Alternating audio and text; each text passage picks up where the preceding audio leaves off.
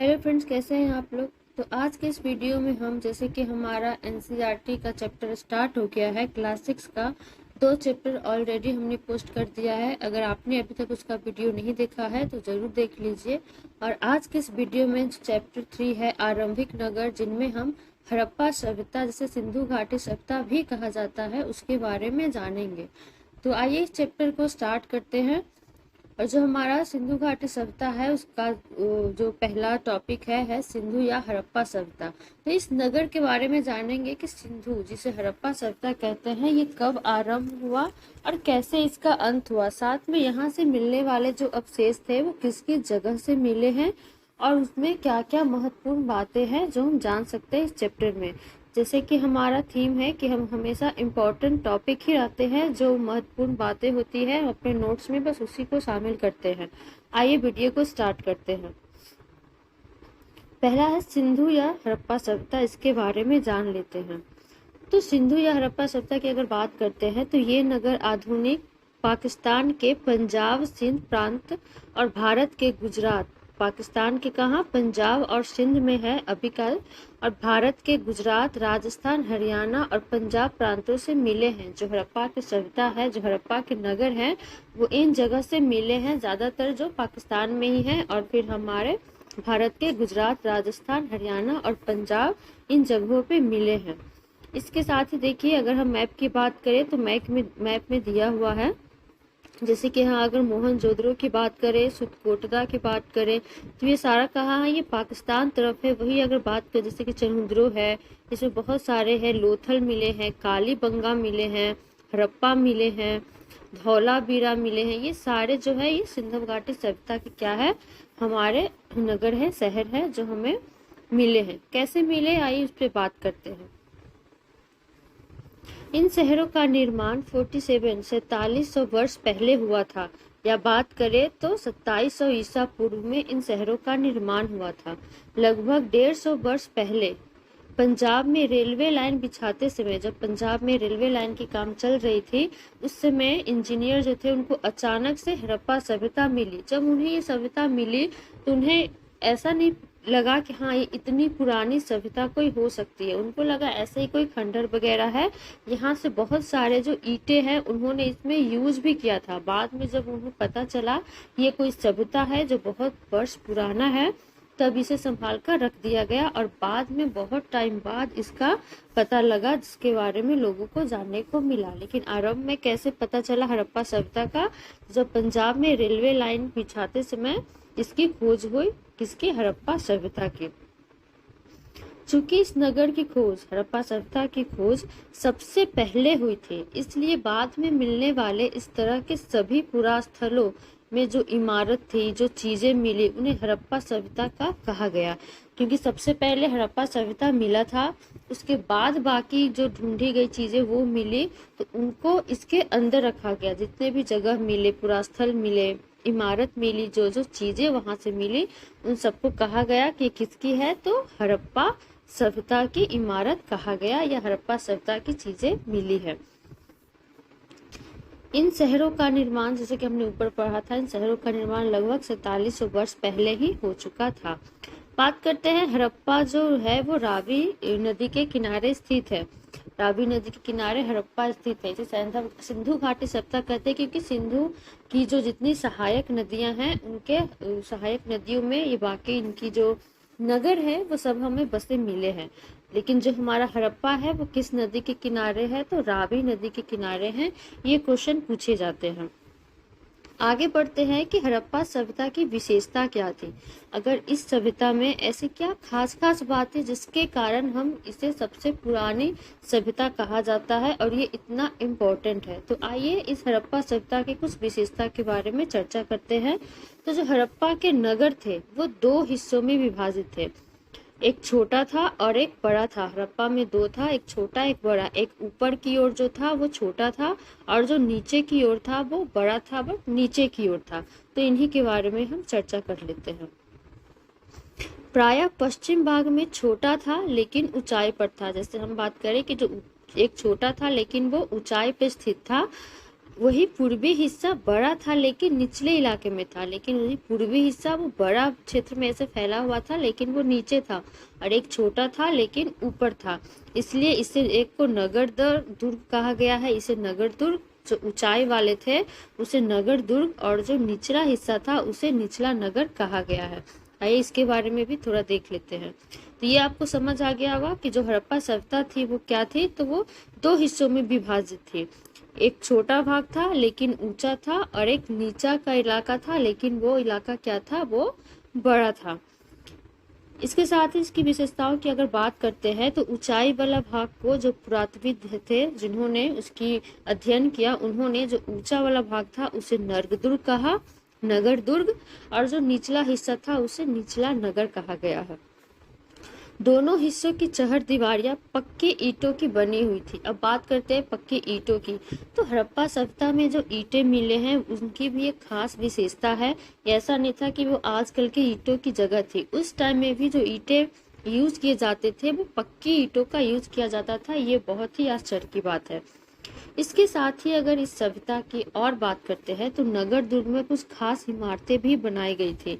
ऐसा बहुत जगह इमारतें मिली हैं जो बहुत खास है। जैसे कि अगर मोहनजोदड़ो की बात करें तो मोहनजोदड़ो में एक स्नानागार मिला है, और ये बहुत विशाल था। ऐसा था कि बहुत विशाल था। ऐसा माना जाता है कि किसी विशिष्ट अवसर पर, मतलब किसी खास अवसर पर क्या है, इसका शायद यूज किया जाता था। मैंने यहाँ उसकी पिक्चर भी लगाई है, ये देखिए, इसे महान स्नानागार कहा गया है। इनमें दोनों तरफ से सीढ़ियां बनाई गई है, देखिए, एक यहाँ से और एक यहाँ से। साथ में क्या है कि इसके साइड साइड में बनाए गए हैं स्नान करने के लिए रूम जैसा बनाया गया है, और कुएं भी बनाए गए हैं ताकि वहां से पानी इसमें भरा जा सके। तो इसलिए क्या है, ये बहुत ही खास माना गया है। तो ये क्वेश्चन है लेकिन पूछता है कि स्नानागार कहाँ से मिला था, तो ये मोहनजोदारो, जो मोहनजोदारो है, यहाँ से हमें स्नानागार मिले हैं जो बहुत बड़ी, बहुत विशाल है। आइए स्नानागार के बारे में कुछ और बातें जान लेते हैं।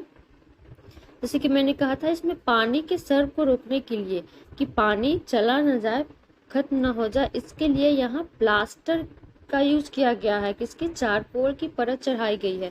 मतलब उस समय की भी अगर बात करें तो कितना सोच समझकर लोगों ने इस स्नानागार को बनाया होगा।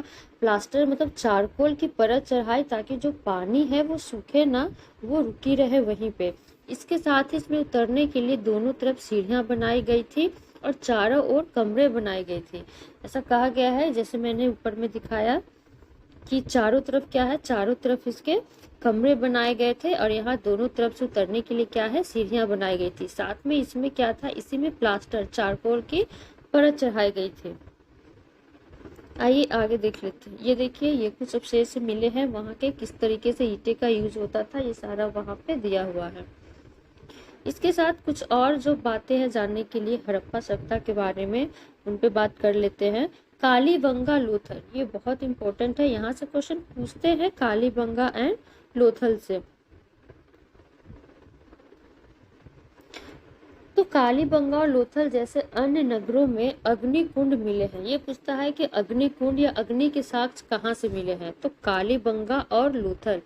ऐसा कहा जाता है कि अग्निकुंड मिले हैं तो यहाँ संभवतः यज्ञ किए जाते होंगे।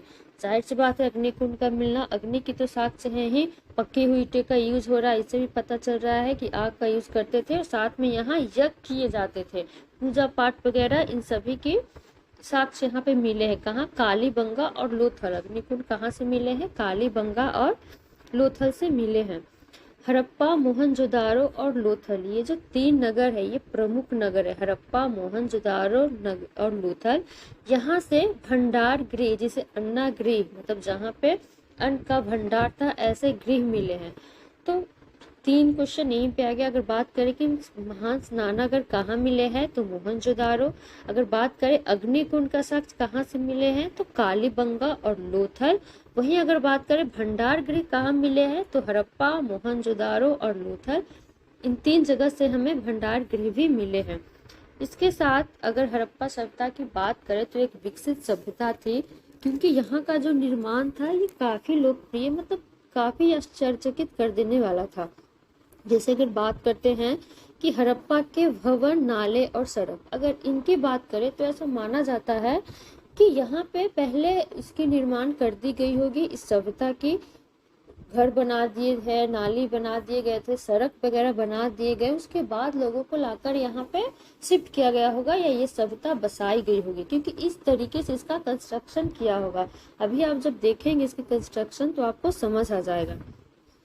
जैसे अगर बात करते हैं तो आमतौर पर 2 मंजिले के होते थे। यहाँ के जो घर होते थे वो कैसे होते थे, तो आमतौर पर 1 या 2 मंजिले होते थे। घर के आंगन के चारों ओर कमरे बनाए जाते थे।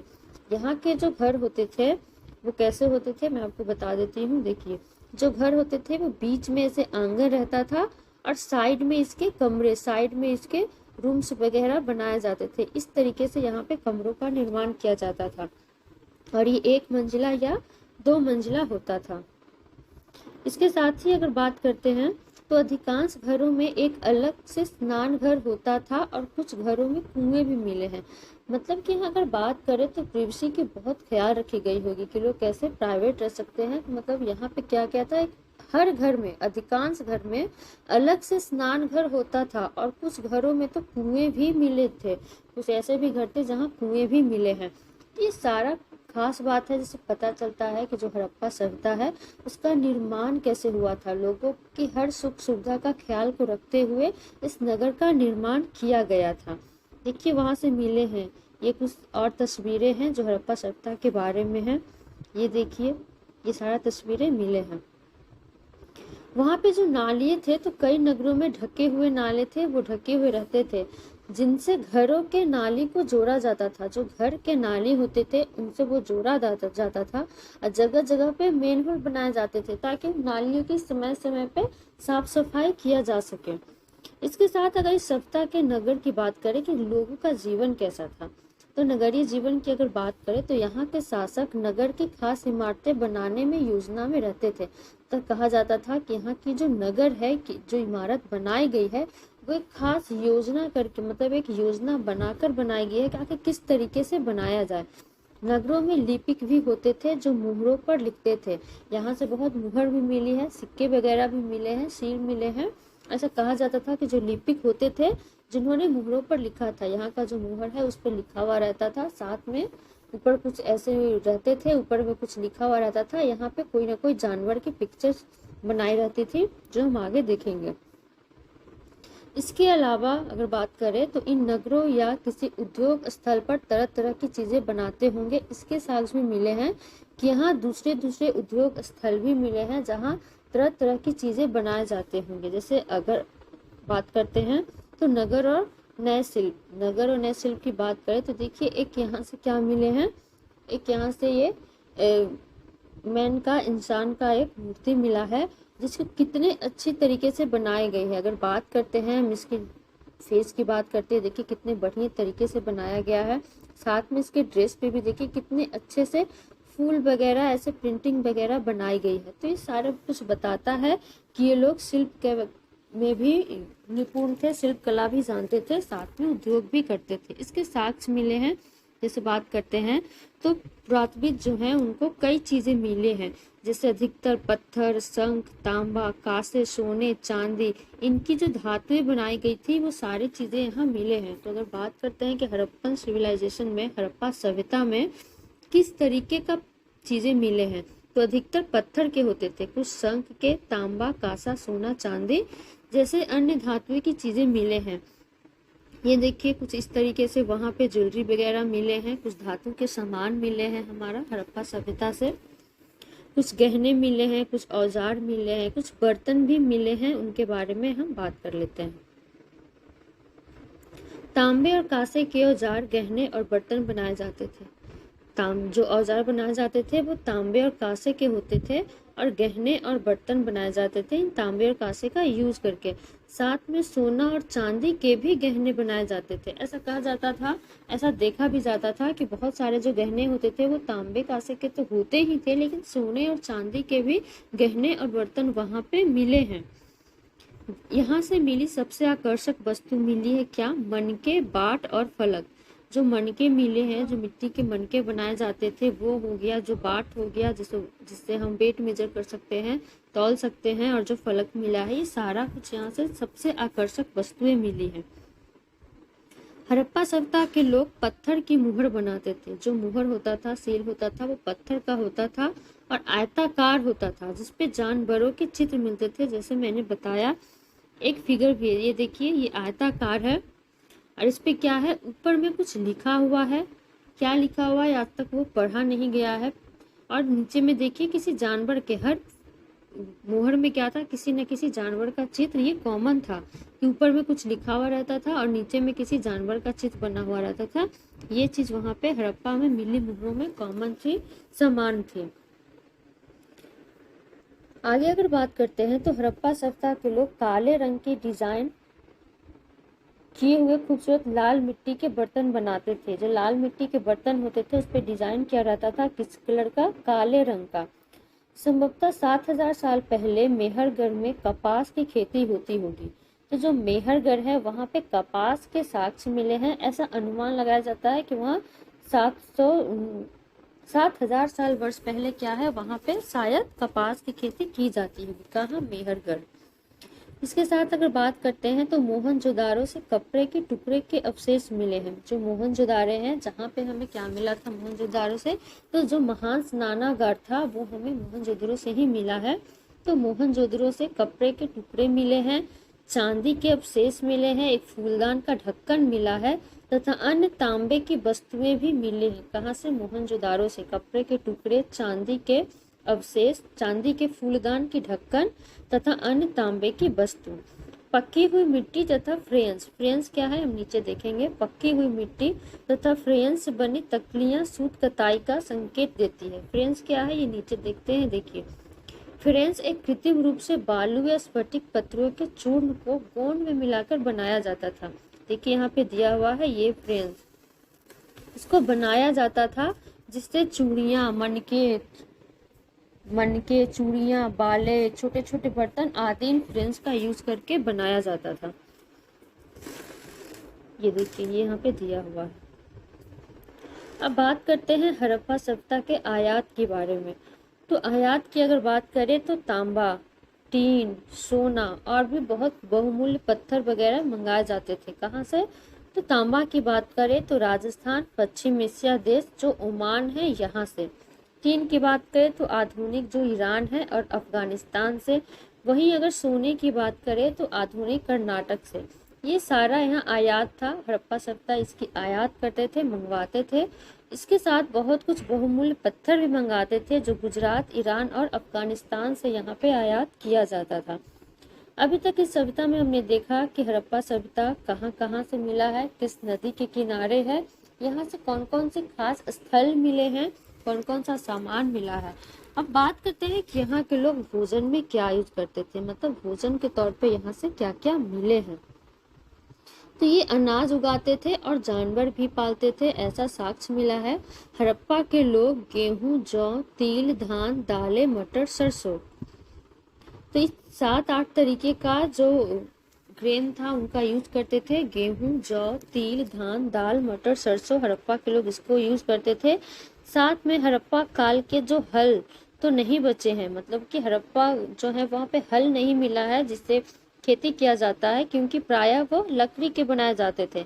ऐसा माना जाता था कि हल का यूज किया है क्योंकि एक खिलौना मिला है, हल का एक खिलौना मिला है, जिससे ये अनुमान लगाया जा सकता है कि अगर हल के खिलौने मिले हैं तो ये लोग हल से परिचित थे। तो ऐसा कहा गया है कि शायद वे लकड़ी के बनाए जाते थे इसलिए नहीं मिले हैं, लेकिन हल के आकार के खिलौने मिले हैं। हड़प्पा के लोग गाय, भैंस, भेड़, बकरी आदि पालते थे, क्योंकि हमने ऊपर पढ़ा ये लोग जानवरों को भी पालते भी थे और कृषि भी करते थे। इसके साथ ही में बहुत सारे फल फूल भी इकट्ठा करते थे, मछलियां पकड़ते थे और हिरन जैसे जानवरों का शिकार भी करते थे। तो भोजन के तौर पर हम हड़प्पा के बारे में सारी बातें को जान सकते हैं जो इम्पोर्टेंट है, पूछा जाता है। अब कुछ ऐसे खास नगर जो गुजरात में है, हड़प्पा कालीन नगर, उनके बारे में हम बात कर लेते हैं। पहला है हमारा धौलावीरा। तो ये कच्छ के इलाके में खादिर बेट के किनारे बसा हुआ है। यह नगर 2-3 भागों में विभक्त है। जैसे हमने अगर पूरा हड़प्पा सभ्यता की बात की है तो वो क्या था कि वो 2 भागों में विभाजित था, लेकिन धौलावीरा की अगर बात करें जो एक नगर है हड़प्पा के अंदर में, यह कितने हैं, ये 2 की जगह 3 भागों में विभक्त थे। इसके हर हिस्से को चारों ओर ऊंची ऊंची पत्थर की दीवार बनाई गई थी। जो धौलावीरा था, इसके चारों ओर पत्थर की ऊंची ऊंची दीवार बनाई गई थी और अंदर जाने के लिए बड़े बड़े द्वार बने होते थे। यहाँ बड़े बड़े अक्षरों में पत्थरों पर खुदे अभिलेख मिले हैं। अभिलेख के बारे में हमने पहला जो चैप्टर था उसमें बात की है कि अभिलेख क्या होता है। तो यहाँ पत्थरों पर बड़े बड़े खुदे अभिलेख भी मिले हैं। संभवतः हड़प्पा के लोग मुहर जैसी छोटी वस्तुओं पर पाए जाते हैं। जो हड़प्पा के जो मुहर है उस पे भी हम देखते हैं कि कुछ खुदे रहते हैं, तो वही वो बड़े बड़े पत्थरों पर भी हमें देखने को मिला है। ये देखिए, ये वो हल का खिलौना मिला है जिससे ये अनुमान लगाया सकता था कि वहां पे हल से खेती की जाती थी। धौलावीरा के बाद दूसरी जो नगर है वो है हमारा लोथल। लोथल कहाँ है? गुजरात में है। तो लोथल गुजरात की खमाक की खाड़ी में मिलने वाली साबरमती की उपनदी के किनारे लोथल नगर बसा है। कहाँ? साबरमती के उपनदी के किनारे। यह पत्थरों, शंखों और धातुओं से बनाई गई चीजों का एक महत्वपूर्ण केंद्र था। बात करते हैं कि जो हमारा धौलावीरा था, धौलावीरा की जो हम बात कर रहे हैं, तो ये क्या था? लोथल की जो बात कर रहे हैं, तो ये यहाँ से पत्थर, शंख जैसे अन्य धातुओं को का ये केंद्र माना गया है कि इनकी एक केंद्र थी। इस नगर में एक भंडार गृह भी मिला था, हमने ऊपर पढ़ा था। यह भंडार गृह से कई मुहर, मुद्रांकन या मुहबंदी, जिसे गीली मिट्टी पर दबाने से बनी छपी छाप मिले हैं। मतलब जो मुहबंदी होती थी उसे गीली मिट्टी से जो मुद्रांकन होता था उसे दबा दिया जाता था, जिससे व्यापार करने के लिए यूज किया जाता था। लोथल में एक बड़ा तालाब था। लोथल से हमें एक बड़ा तालाब भी मिला है। यह बंदरगाह रहा होगा। ऐसा कहा जा सकता है कि शायद यह बंदरगाह रहा होगा जहां समुद्र के रास्ते आने वाली नावें रुकती होंगी। यहाँ पर माल चढ़ाया या उतारा जाता होगा। बंदरगाह था, ऐसा अनुमान लगाया जाता था लोथल। अब बंदरगाह था तो वहाँ जाहिर सी बात है जो सामान वगैरह को आयात और निर्यात यहीं से की जाती होंगी, यह अनुमान लगाया गया है। यहाँ पर एक इमारत भी मिली है जहाँ संभवतः मनके बनाने का काम होता था। हमने ऊपर देखा था मनके बनाने का काम होता था। पत्थर के टुकड़े, अध बने मनके वाले उपकरण, तैयार मनके भी मिले हैं। अब ये कैसे पता लगता था कि यहाँ पे मनके बनाए जाते थे? तो यहाँ पे कुछ पत्थर के टुकड़े मिलते थे, कुछ ऐसे मनके भी मिले हैं जो पूरी तरीके से निर्मित नहीं थे, अर्ध बने थे, आधे बने हुए थे, और ऐसे कुछ उपकरण भी मिले हैं जिनसे कहा जा सकता है कि ये क्या हो रहा होगा। तो यहाँ से एक बंदरगाह के रूप में सामानों का आयात और निर्यात किया जाता हुआ। कहाँ से? लोथल से। तो आयात और निर्यात के लिए लोथल एक महत्वपूर्ण केंद्र था। इसके साथ देखिए एक अन्य चीज भी दिया हुआ है आपके बुक में, पिरामिड दिया हुआ है, इसके बारे में बताया गया है, जिससे हड़प्पा के अलावा दूसरे जो है उनके बारे में दिया हुआ है, या पढ़ लें। आइए आगे बढ़ते हैं। कुछ महत्वपूर्ण तिथियां हैं हड़प्पा के बारे में, इसको जान लेते हैं। हड़प्पा नगरों का अंत की अगर बात करें तो लगभग 3900 साल पहले हुई थी। मेहरगढ़ में कपास की खेती लगभग 7000 वर्ष पहले, जो हमने ऊपर भी पढ़ा था। नगरों का आरंभ लगभग 47 वर्ष पहले। तो ये सारे हमने ऊपर भी पढ़ा था, और आपके बुक के लास्ट में ये सारी कुछ महत्वपूर्ण तिथियां दी हुई है, इसको देख लें। इस चैप्टर में जितने इम्पोर्टेंट टॉपिक था, जो इम्पोर्टेंट बात था, वो सारा मैंने इस वीडियो में डाला है। इसके साथ अगर आपको वीडियो अच्छी लगी हो तो एक लाइक जरूर कर दीजिएगा। अब आएंगे नेक्स्ट वीडियो में हम इसी चैप्टर 6 क्लास 6 का हिस्ट्री का जो चैप्टर नेक्स्ट है वो लेकर, इसके साथ बाकी जैसे ही क्लास 6 हमारा कंप्लीट होगा, हम क्लास 7, 8, 9, 10 और 11, 12 सभी के हिस्ट्री के पहले सभी चैप्टर्स को देखेंगे, उसके बाद बाकी चैप्टर भी कवर करेंगे। अगर आपको वीडियो अच्छी लगी हो तो एक लाइक जरूर कीजिएगा, और अभी तक में जिन्होंने सब्सक्राइब नहीं किया है प्लीज़ सब्सक्राइब कर दीजिएगा। सब्सक्राइबर्स बहुत कम है। मिलते हैं नेक्स्ट वीडियो में हम नेक्स्ट चैप्टर के साथ। तब तक के लिए जय हिंद दोस्तों, धन्यवाद।